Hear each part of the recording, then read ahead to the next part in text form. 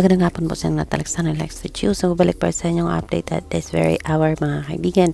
Nadaanan po natin itong pa-throwback ng nabuong fandom ni Catherine Bernardo and Tony Pangilinan na ipinost itong habang sumasayaw sila during the party ng Star Magic ba ito.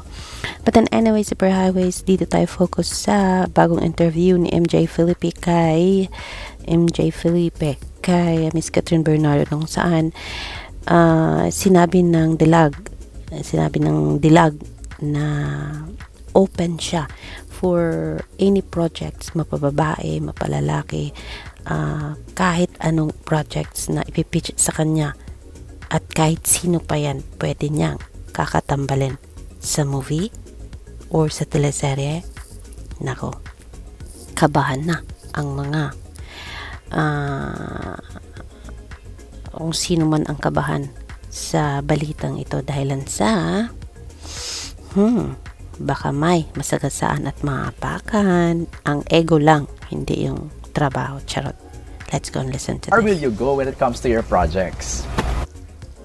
It depends again sa pitching nila. Pero when they asked me, sabi ko, I'm really open now to work with anybody. Kunwari, gusto ko yung projects, specifically kung meron akong magustuhan sa ipipitch nila mamaya, and then may maisip akong gustong makatrabaho, or kung may masuggest sila, I'm open. Okay. I'm really open to work with different leading men or different women na alam ko may matututunan pa ako.